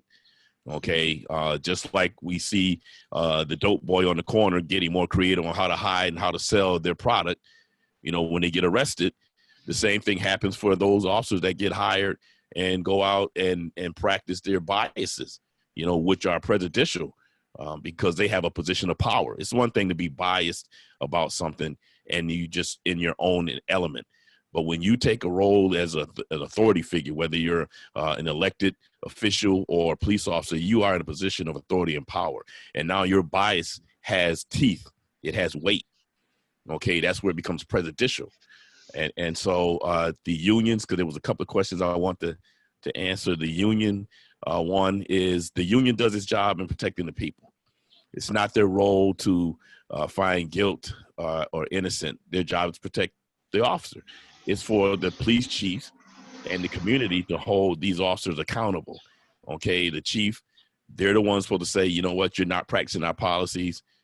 We're going to be swift with this this punishment, whether it be suspension or firing. The community, you know, you got to get out and become a part of the voting community so that you can speak to who's your council person, who's your legislator, who's your congressperson. Vote in people that are going to uphold your value and moral statement. And be active. You know, go to the jury and be a jurist. And you know, make sure that you're watching some of the things that are happening on the budgets at your school districts and at your city and council meetings so that you know what's on the table. Because those officers can only do so much. If those policies don't support them, if the laws don't support them in their actions, like this qualified immunity, then you're going to have folk that can do things and hide behind them. And so the other point I brought up about the Puerto Rican Festival and the Park Avenue Festival, for those who don't live in Rochester, again, someone asked a question about shootings and whatnot. I can tell you as someone who served for 25 years in the department, the media has a hand in this as well. We had a lot of crime that took place during the Park Avenue Festival that didn't make it into the media, but the crimes that take place after the Puerto Rican Festival are reported and attached to the Puerto Rican Festival, which brings a negative stigma to that festival and to that culture. So I wanted to be clear on that when I brought that example up. I'm speaking from experience. Whatever you get as information from the news or some friends or whatnot is skewed. That Puerto Rican festival is not the blight, no more so than the Park Avenue Festival. But a lot of times the way the reporting happens, it brings about a picture, a narrative, and now all of a sudden you have this labeling and stereotype of this festival being more negative than the other. You know, Caravana is a wonderful example that Kevin brought up, and I thank him for that. I've been trying to get up there every year, but again, our policemen and women, when they've been socializing and they have cultural awareness, okay, and that comes from cultural relevant pedagogy being taught at the academy and at the schools, elementary, middle school, and high school, then you're going to see that empathy and understanding of cultures, and it's not going to be so hard, okay, because you can't have a psychiatrist do an interview and understand that this person is biased, because we had psychiatrists that did that, and that comes back to cultural stuff as well. You know, so Mark mentioned, taking the test in 100, making you the perfect cop. No, test taking has nothing to do with police work. And so you can have a cop that scored a 75 and go out and be the best officer ever, saving lives and making good relationships in the community. But the litmus test goes back to how we are taught, how we are learned again. And so the hiring is biased. You know, not every young black man and woman is going to take that test and excel on it, because that goes back to how we are institutionalized in the educational system, right? So if it's unfair there, it creates that same field going all the way forward. And that's why you can have an officer say, well, I'm the best officer for the job, got scored 100, but you're the one always getting complaints. Well, Just on that one issue real quick, you know, we have promotional exams up here, and they shred them after. You never see the mark yourself. You go straight in the shredder, and they go, here's your mark. So when I saw that example, and I thought, oh, all those 5 guys got 100, huh? And that one guy got 73. Really? I'm a bit suspicious of that. I don't believe it. I don't believe it, because they can do what they want to do to fix those marks in regards to hiring or promotional exams or whatever. So I just thought I'd touch on that. Well, you would think as far as testing goes, like you do in the school system, they'll have standardized tests to see what that actual district in that area needs, what their weaknesses are, what their strengths are. So I would say that probably a police exam would differ as far as education goes from city to city. So if there would be a test that should be drawn up maybe within that city from various scholars or who have you to design the test for that city. So it's right there, right in front of the people who are going to be taking it, not being a biased test or a test that doesn't fit that education facet. Well, and that, I mean, there's so much that can be said about the education piece and the testing piece. I mean, the fact that some people just are not test takers, that they are not, you know, there's a whole array of things to unpack with that. But we do need to, unfortunately, one of the topics that has been brought up in the chat is about psychological evaluations, and if that's mandatory now, and if that seems to make a difference or not. Is that, you know, something that people can just hide behind? They're smart enough to test out the right way, you know, things like that. What are your comments about the psychological evaluations? Again, working background and recruitment, like I said before, you can have if the psychiatrist has been a person who was never, you know, enculturated into a community, has an understanding or cultural awareness, then they're going to use their discretion and their bias to make judgments. So we're talking the test itself is systemically off. The evaluator is systemically off. So then when they put down their documentation, it's going to be skewed. And that is why we got rid of the one psychiatrist we had, because systematically that person was discounting or blocking, or however you want to, weeding out of black candidates because of their cultural bias.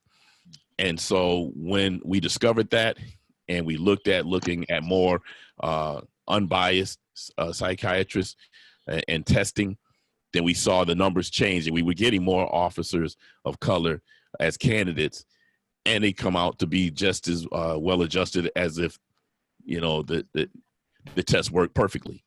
So, we have to look at how we measure, how we evaluate. I mean, that's why you see the SATs going away, because they understand that people learn differently. All right. People excel differently. Some people need to have that oral instruction, whereas some excel on paper. Some are more critical thinkers, and some are more, it's linear. So we have to understand how people learn. We measure that by culture. And from there, then we're able to make a better selection, a really more well-rounded selection. And so that's one of the things that, we adjusted with our psychiatrists in the program, in screening and whatnot. Okay. Anybody else have anything to add? If not, I'm going to keep going, but somebody have something? Okay. Elizabeth has raised her hand. I'm opening it up so that you can talk, Elizabeth. Are you there? There you Oh, go. hi, I'm so sorry. I did not mean Well, to you're fine. raise my hand. Oh, okay. Well, you have had some questions as well earlier that you had posed. So if you want to go ahead and ask them, that's fine. Oh, sure. I was wondering specifically about Mr. DeBelka's role in the film. I noticed he got a lot of face time and thought maybe there was a reason that that you thought his perspective was important. And I know this has sort of been touched on already with the testing, but I was really frustrated to hear Mr. DeBelka's outlook on affirmative action and labeling it as racist. It just seems like a really old, faulty line of reasoning, especially because, the test scores that he's referring to in his argument, the tests that he's referring to are obviously skewed to be preferential towards white applicants. So I was just curious about why he was given so much time in the film, and your thoughts about some of his perspectives. Michael, you want to address that? Well, first of all, thank you for your comment. And the DeBelka story is very interesting in a couple of reasons. First of all, everyone who participated, or more people who didn't want to participate, were more than welcome to state their own opinion and their own story. Mark is a very interesting person for this film, just because of his opinion as a police lieutenant and as a person, and not just as a person, but as a white person and a white police lieutenant. He has his own interesting story. He was shot in the neck years back, and we had these discussions every showing, everyone asking about why we're using racist remarks from Mark DeBelka. Well, if we wouldn't show different sides and different opinions, it wouldn't be the film. It would be just instructional video. We were showing a story of everything what was surrounding, not just the police department, but what was going on inside of the police department and the state of mind of the police officers who were involved in this film. Marvin or Mark or others.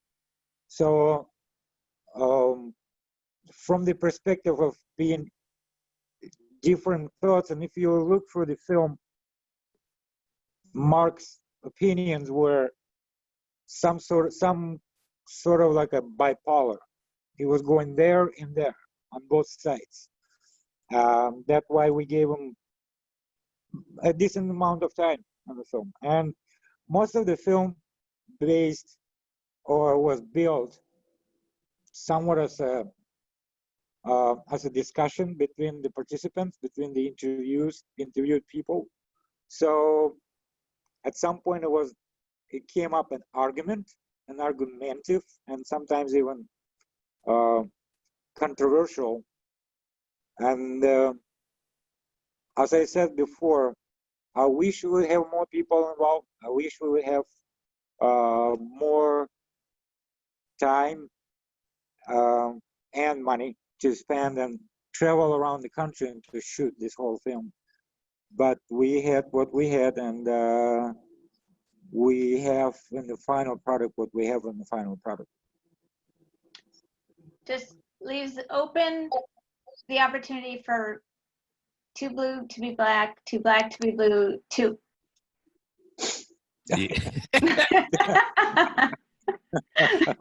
We need funding. Well, Marvin, you told me you wouldn't get on TV either, and guess what? You were on TV this morning. This thing snowballed. It was supposed to have been just a book or an article, and look, here we are. Hey, real quick, I wanted to say thank you for Elizabeth with that question, and also there was one other about the psychological evaluation. So I want to address that real quick. So there was, like Casey mentioned, or Laverne, my cousin, Laverne Mack here mentioned that the consent decree was that for every 3 white officers, there was 1 black officer hired.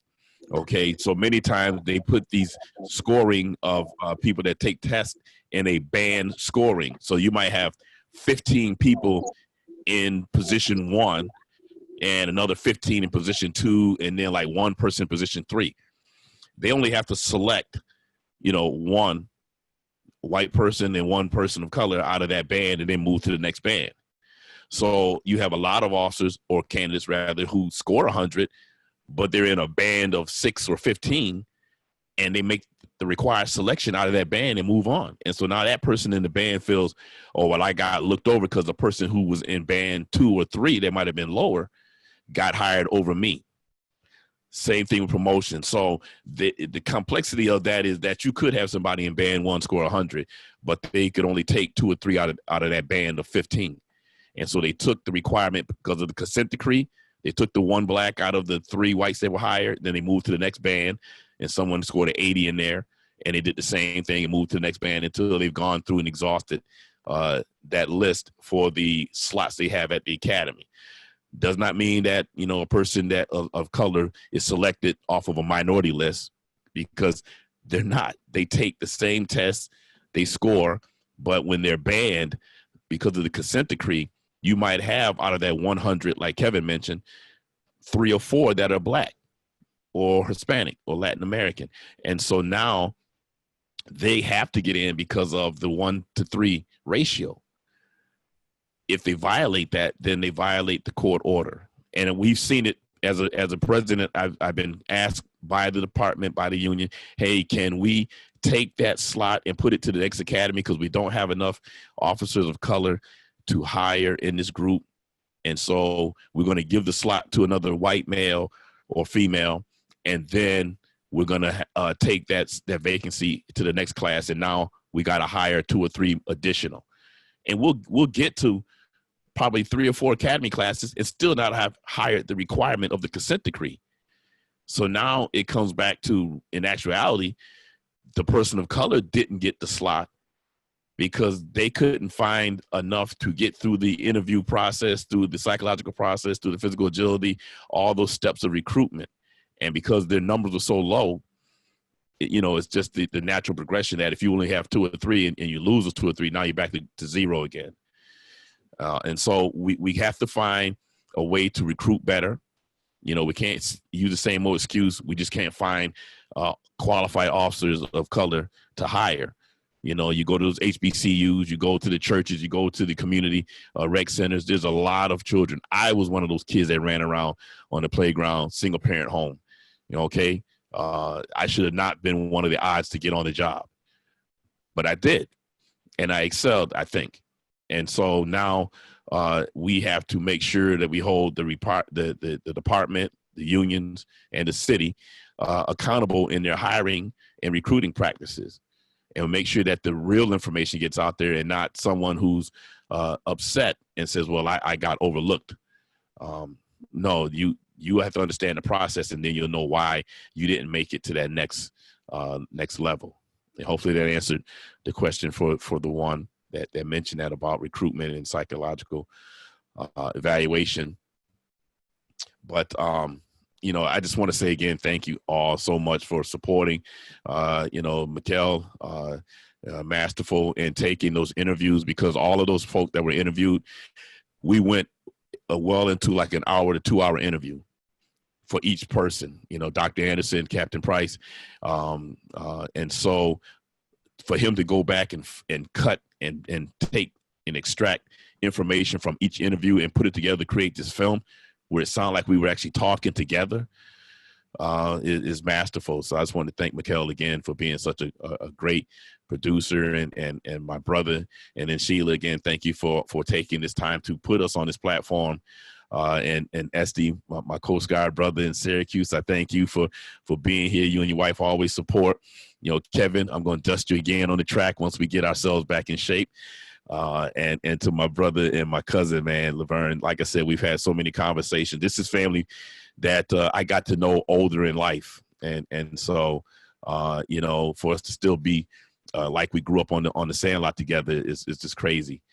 So I just want to thank everybody for being a part of this event, and certainly take it out, have a conversation with other folk to continue this dialogue about diversity and inclusion and the racism and sexisms that exist in our culture, because it's systemic. It reaches across all facets. It's woven into the fabric of our country.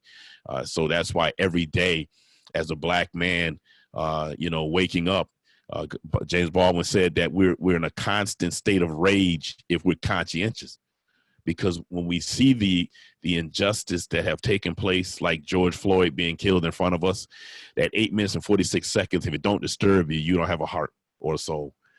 And so, I'm glad that we're able to get something positive out of that. Certainly this film is just one of many things that have been, sparked to make change. And so let's continue the dialogue from here, I guess. Thank you, Marvin. And that was a good answer to Anna's question, that looking back now through the film, through the current lens that we have today for current events, what comes up for you? And knowing when you watched it today and seeing what it was like 5 years ago, and what's happening today, do you have any observations or opinions that you would like to share with us? And I think, Marvin, you just answered that very well without knowing that was the question. Would anybody else like to give an answer to that? Hang on, Esteban. Gotta unmute you. Okay. A thing that stuck out with me from the film as relevant to today, it is vital importance to have the police officer in the community, working around schools, with children, with their parents, getting to know. I think when we got away from that, it's now where we're having a lot of indifference. We're having a lot of misunderstanding between the community and the police, because the community doesn't know the police officer, and the police officer doesn't know the community. So the more you segregate people, away from people, the more problems you're going to have, the more misunderstandings you're going to have, and the more reluctance for someone to try to understand someone's problem. So when I was a young officer, I started out as a beat cop. And I believe walking the beat, you knew everybody, everything that's going on. You knew everybody by name, first name, last name, who their kids were, who their grandparents were, everything about them. And they knew everything about you. They knew that you were the right person to go to for the problem. They knew they could have their kids go to you if they had a problem. But you're not seeing that today because the powers that be are more interested in productivity, putting people in police cars, going to answer calls, and not really getting to know anybody. So when you take, as far as people thinking that community policing is just a concept, it's not. It's a reality. You have to have it. You can't take it away because once you do, how do you know the community? How do you know who you're talking to? How do you know what decisions to make? Or what advice to give? So I think relevant to the film, you know, getting out there, talking with people, knowing people, letting them get to know you, that speaks volumes, and it makes for an easier and more cooperative career as a law enforcement official. And it will also be more attractive to a young person coming in if they know that they can be revered by the community in that way once again. I think we need to get back to that. Thanks. I also started off as a beat cop. And when he said that, it just reminded me of an old story when I first started walking the beat, that I passed a lady and her child, Black woman and her child. And like I said, this was in the 70s. I said, hi, hello, you know, real polite. And the little boy looked at his mother and said, Mama, he can talk. And, you know, at the time it was funny, but, you know, when you look back on it, it just showed the relationship that the police had with the community, that this young man had no idea that police officers were real human beings. And, you know, it's just a story that came to mind. Kevin, did you have anything to add? Thank you, Laverne. I'd say the same as Laverne. I mean, he hit the nail on the head. You know, when I was working in an area that had community housing, I would go in and talk to families, talk to dads, you know, talk to the drug dealers. Hey, you know, what are you doing? Why are you doing it? And try to steer them away from what they were doing. And it was about 2 years ago. And so this was in the early 90s. So 2 years ago, I get this phone call from this guy saying, hey, I've been looking for you. I moved from housing. I bought a house and I have to thank you. I'm like, thank me for what?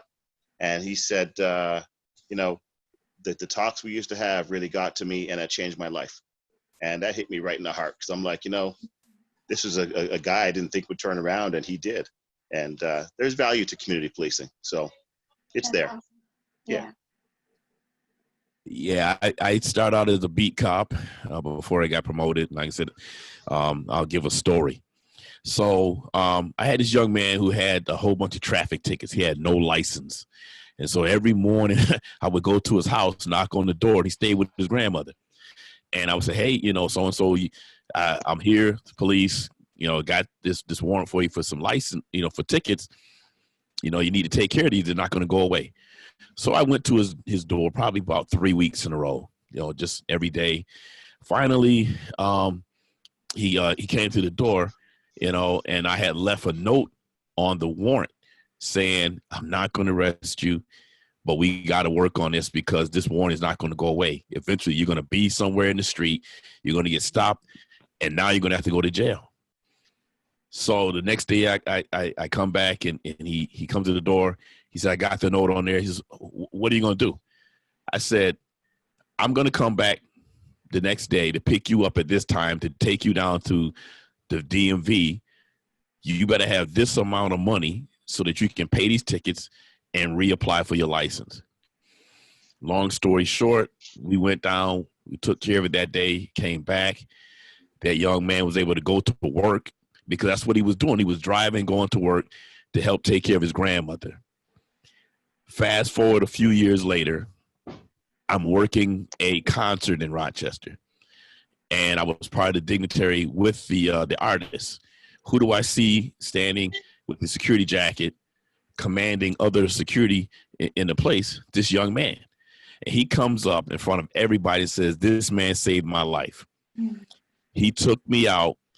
He got he got me to go get my license taken care of. He drove me down and back in the police car. He didn't lock me up. And because of that, I got my security license. I have my own security firm. And now I tell everybody about what you did for me." So we talk about community policing working. That's a classic example. I had not even remembered this guy's face when he told that story, and he told it to everybody standing there. It was life-changing for me because it showed me that I am making a difference. And so from that day forward, I knew that there are probably countless other stories out there that I may or may not ever hear about where I changed somebody's life for the better. And so it has to be that type of reward that these officers go out there looking for every day, rather than going out there and being the warrior and saving the world from itself, because respect and love and empathy is what's going to save the world, not policing our way out of poverty, undereducation, unemployment. Those things we have to fix in order to make sure that people don't result to delinquency. You know, it's been documented. Socialization, we know this. People will drift in and out of delinquency if they don't have a way to survive. And so we got to put the resources in those places to help them, so that will in long term help the police, because we can't be the fire extinguisher for everything in society. You know, you can't call us at 911 and expect us to fix social issues, mental health issues. We can't fix those things. And arresting people, as you can see, it don't work. You know, it puts us in a bad light. It puts us in a bad decision-making position. And what happens is ultimately that clash of culture. And what we think it is the abuse, the police being abusive. And it's not. It's a matter of, if we handle some of those social issues, we can find the police won't be put into these other compromising positions. You know, and that again goes with education about racism, so that you don't have a young kid telling the mommy, "Oh, look, you can talk," you know, because that was twofold. I don't know if y'all got that understanding out of what Casey said. Not only was it the police not interacting, and he's seeing that the police interacting is humanity, but also if that kid was white, then he's probably thinking, "Oh, that black person can talk." So we have to understand that there was two things happening with that story that he gave there, and that comes back to, how are you taught in your home? How are you taught to view other people?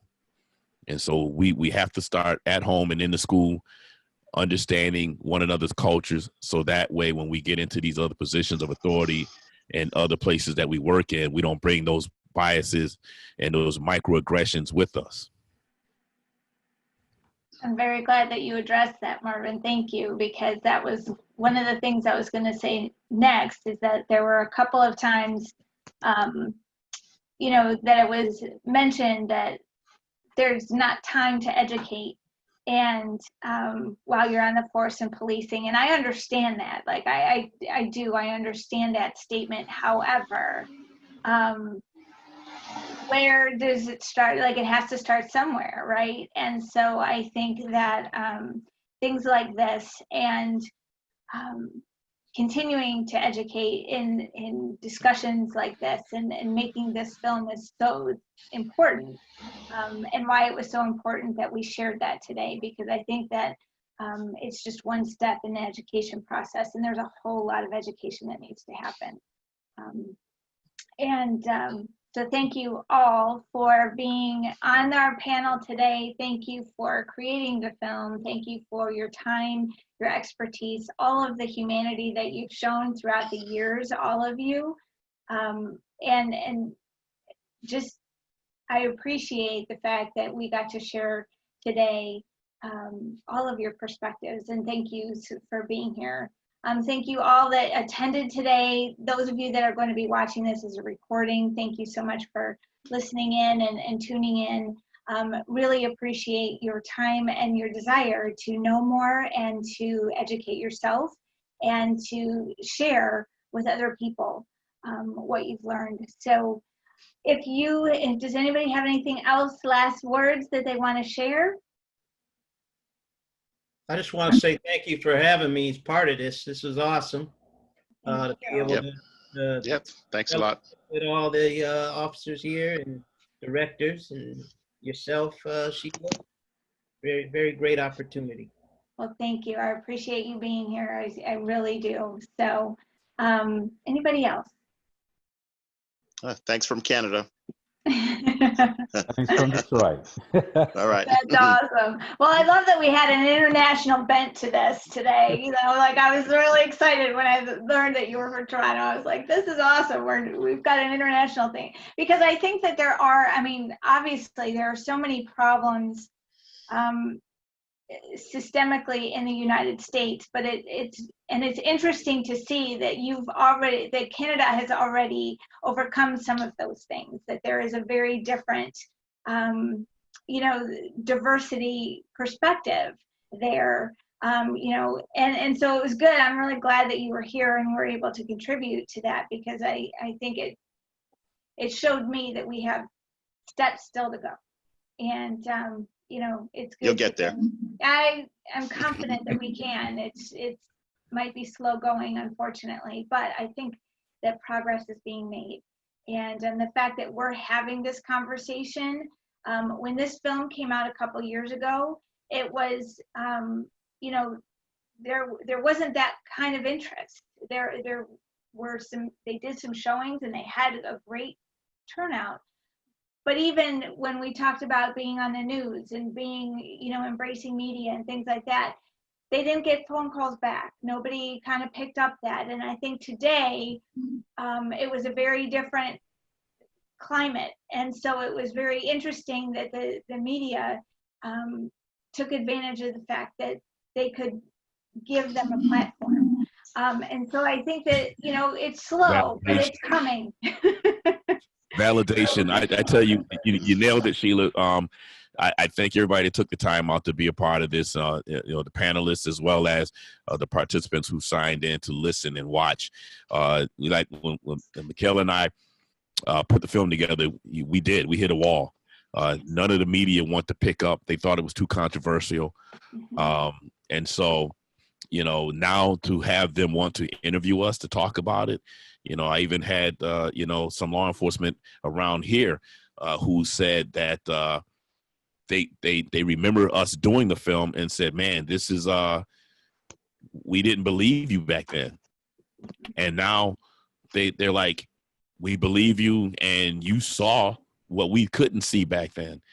And so it's just right now, I'm just full of emotion because this thing has, has taken off like this, and people want to hear, and they validated Mikhail and myself with doing the film. And like I said, for my cousin and my brothers here, man, I just so appreciate them being a part of this, because we had a hard time trying to get people of color to want to be interviewed for this film, which is why you saw DeBelka and Anne-Marie, others that were interviewed besides myself and Captain Price, who were the only two officers of color.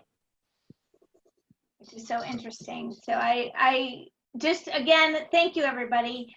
Thank you for coming, and tune in. We'll have, I'm sure this is the first of many discussions that we could have. So we'll keep you posted. Thank you so much, and bye for now. Long. Take care. Yes.